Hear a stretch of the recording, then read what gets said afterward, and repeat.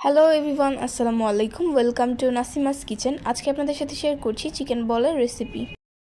এর জন্য প্রথমে একটি বলে নিয়ে নিচ্ছি 2 কাপ বোনলেস চিকেন। এবার চিকেনগুলোকে আমি খুব ভালোভাবে ব্লেন্ড করে নিচ্ছি।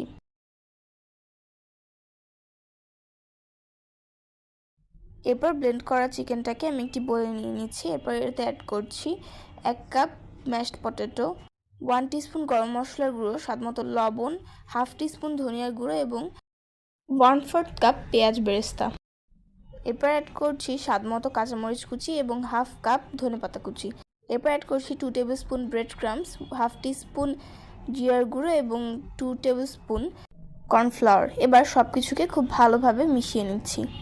এরপর অ্যাড করছি 1 টিস্পুন পেঁয়াজ রসুনের paste, 1 tablespoon soya sauce এবং 2 টিস্পুন ঘি। ঘি অ্যাড করার কারণে চিকেন বলগুলোর ভিতর খুব সুন্দর স্মেল আসবে। এরপর এতে অ্যাড করছি একটি ডিম। লাস্টলি অ্যাড করছি 1 টিস্পুন চিলি ফ্লেক্স। এবার সব কিছুকে খুব ভালোভাবে মিশিয়ে নিচ্ছি। এরপর আমি হাতে ঘি মেখে নিয়েছি এবং চিকেনের ডো থেকে অল্প অল্প ডো নিয়ে চিকেন বল তৈরি করে নিচ্ছি। এরপর আমি অন্য একটি বলে অ্যাড করছি 4 টিস্পুন কর্নফ্লাওয়ার, স্বাদমতো লবণ, হাফ টিস্পুন মরিচের গুঁড়ো এবং পরিমাণ মতো পানি। এবার সব কিছু খুব ভালোভাবে মিশিয়ে পাতলা ব্যাটার তৈরি করে নিচ্ছি।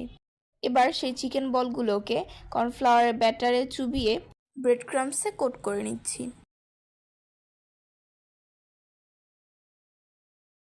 একই প্রসেসে আমি সবগুলো চিকেন বল তৈরি করে নিয়েছি। চিকেন বলগুলো ফ্রোজেন করার জন্য আমি চিকেন বলগুলোকে একটি ট্রেতে সাজিয়ে 2 ঘন্টার জন্য ফ্রিজ করে নিয়েছি। এবার আমি চিকেন বলগুলোকে একটি জিপলক ব্যাগের ভিতর ভরে নিচ্ছি। এভাবে আমি জিপলক ব্যাগে ভরে চিকেন বলগুলোকে ডিপ ফ্রিজে সংরক্ষণ করব। এভাবে করে আপনারা চিকেন বলগুলোকে 1 মাস সংরক্ষণ করতে পারবেন। চিকেন বলগুলো আপনারা ইফতারেও খেতে পারেন। এবার আমি চিকেন বলগুলো গরম তেলে ডিপ ফ্রাই করে নিচ্ছি। তৈরি হয়ে গেল মজাদার চিকেন বল। এই রেসিপিটি আপনারা চাইলে খুব সহজেই এবং অল্প সময়ে তৈরি করে নিতে পারবেন। আজকের ভিডিওটি এই পর্যন্তই। দেখা হচ্ছে নেক্সট ভিডিওতে। আল্লাহ হাফেজ।